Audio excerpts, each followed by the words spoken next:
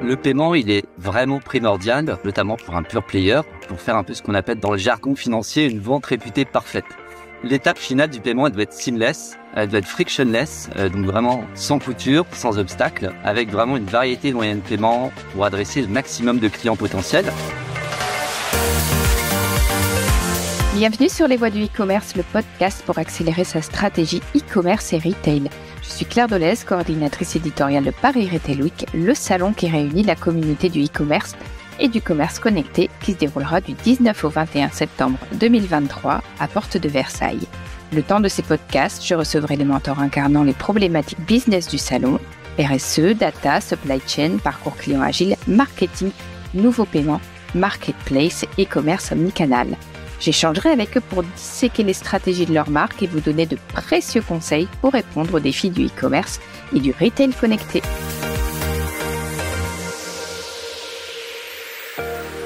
Aujourd'hui, je suis avec Paul Guérin, directeur groupe de la trésorerie, des financements, du paiement et de la fraude de VP. Paul nous parlera de ses missions, de la composition de ses équipes et des enjeux auxquels il est confronté dans le domaine des paiements. Il nous parlera aussi de ses axes de développement, mais aussi du marché européen. Enfin, il nous dira comment il parvient à prendre de la hauteur. Bonjour Paul, bienvenue dans Les Voies du e-commerce. C'est un plaisir de pouvoir vous accueillir aujourd'hui. Bonjour Claire et merci pour cette invitation. Alors Paul, je vous propose d'entrer tout de suite dans le vif du sujet. Vous êtes directeur groupe de la trésorerie et du paiement chez VP.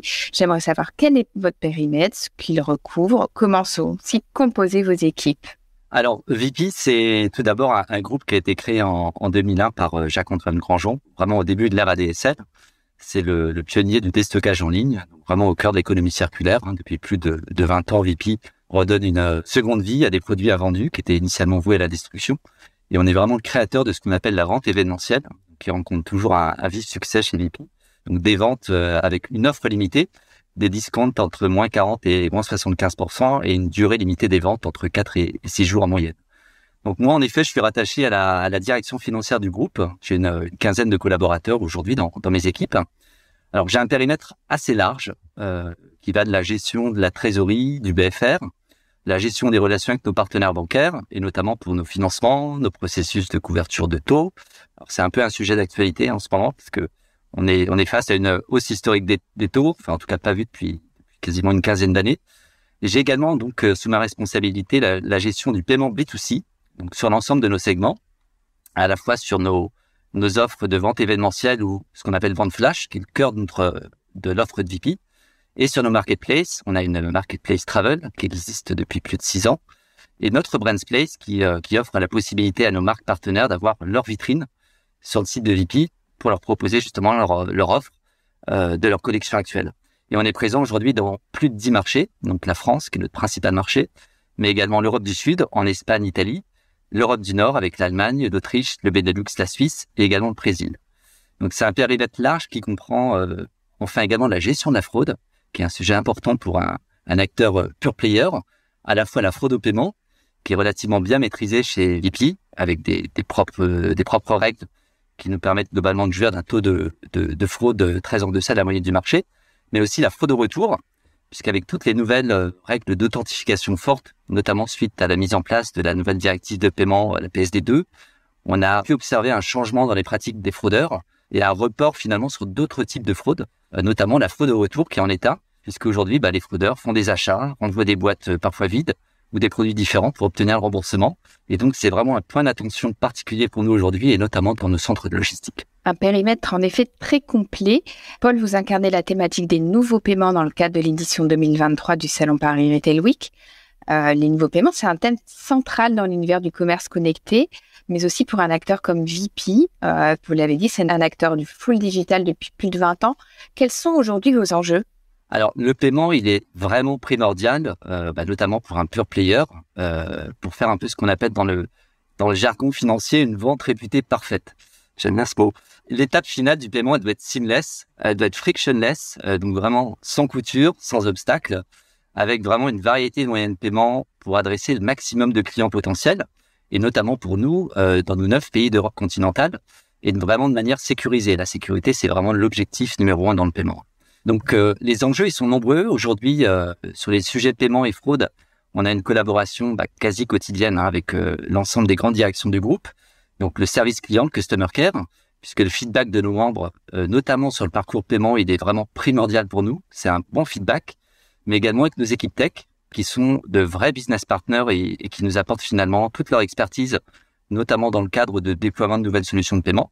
Mais avant tout, ce sont nos partenaires de paiement, donc les PSP, avec qui nous interagissons finalement plusieurs fois par semaine, à la fois pour les challenger, parce qu'on fait face aussi parfois à des outages, pour la revue de performance, pour qu'ils nous apportent aussi des solutions complémentaires et puis leur expertise.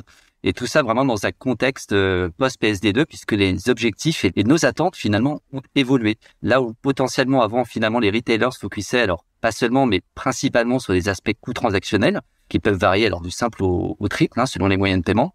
Aujourd'hui, les enjeux sont un peu différents.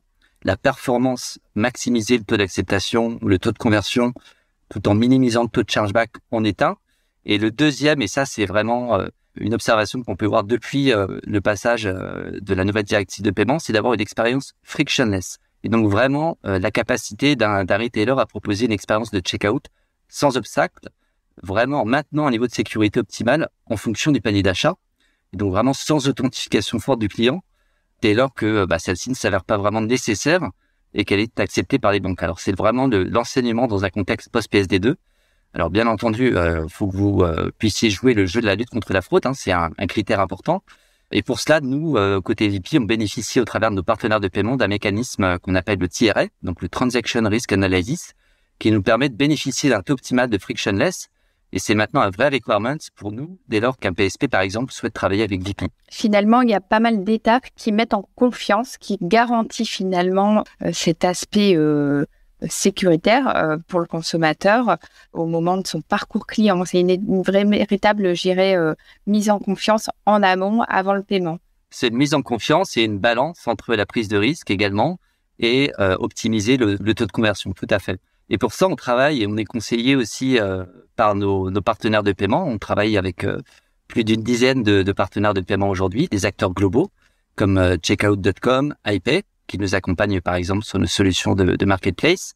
On travaille aussi avec Klarna, Honey ou Floa sur des solutions de Buy Now, Pay Later, et aussi avec nos partenaires financiers comme BNP Paribas, Société Générale, ou bien encore Payplug du groupe BPCE. Donc c'est réellement notre volonté de privilégier ce choix justement, d'avoir plusieurs partenaires de paiement, parce qu'on orchestre, on route les flux finalement vers nos partenaires qui nous apportent la meilleure performance.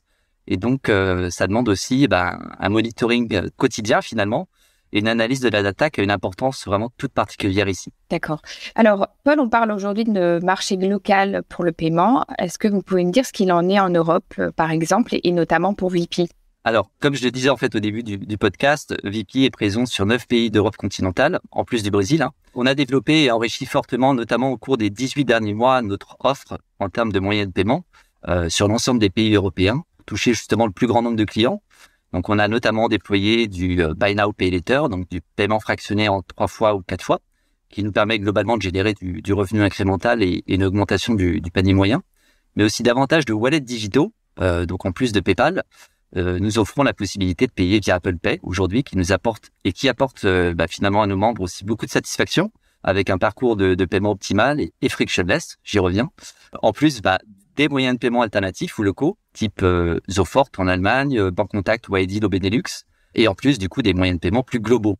Et donc, quand on parle beaucoup de marché local pour le paiement, c'est principalement finalement drivé par des schemes type Visa, Mastercard, Amex, qui sont des marques très fortes et avec une présence internationale forte, mais aussi au travers de puissants wallets comme PayPal ou Apple Pay.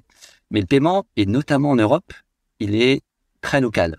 Chaque pays a ses propres spécificités, ses propres moyens de paiement. La France, par exemple, avec carte bancaire ou même le chéquier, sont une vraie spécificité franco-française et qui sont aussi appréciés par les retailers parce que ce sont des moyens de paiement qui sont finalement très peu chers. Donc on retrouve un peu cette logique dans tous les pays frontaliers, notamment en Belgique, avec Bancontact, qui est vraiment le moyen de paiement numéro 1 dans le pays, avec un coût pour le commerçant qui est relativement faible, ou même encore iDeal aux Pays-Bas, qui est du transfert bancaire online. Et à contrario, en Allemagne, on est sur une prédominance de ce qu'on appelle le Pay on Delivery ou le Pay Later, qui est un moyen de paiement qui coûte plus cher aux commerçants, Mais finalement, dans ces pays d'Europe du Nord, on voit que les moyens de paiement sont aussi le reflet des habitudes locales de consommation. Et dans ces pays, on observe aussi de manière concomitante un taux de retour, donc un taux de retour des marchandises, beaucoup plus élevé là où le pay later est proposé. Et c'est d'ailleurs la raison pour laquelle, en fait, chez VP, on ne propose pas de pay later. On ne propose que du paiement fractionné en 3 fois ou 4 fois, car justement, nous souhaitions limiter l'impact négatif, et notamment sur notre profitabilité, de la hausse des taux de retour de marchandises, étant donné que nous avons un business model assez spécifique qui repose sur un stock limité. Donc, ce que je veux dire par là, c'est qu'il est vraiment important pour un retailer d'identifier quels sont les bénéfices, mais aussi les inconvénients de chaque moyen de paiement en fonction de son propre business model. Et c'est le choix finalement que nous avons fait aussi. Très bien, donc un marché global avec des spécificités locales, c'est ce qu'on peut retenir. Très, très local. Très local. Paul, j'aimerais que vous me disiez à présent quels sont vos projets à venir, mais aussi vos projets de développement. Alors, VP, c'est une société très innovante, donc on a beaucoup de projets. On avance actuellement sur le déploiement pan-européen de notre Brands Place, notre marketplace, qui est une offre donc complémentaire à nos ventes événementielles et qui sont proposées chaque jour et qui attire quasiment 4,5 millions de visiteurs uniques chaque jour.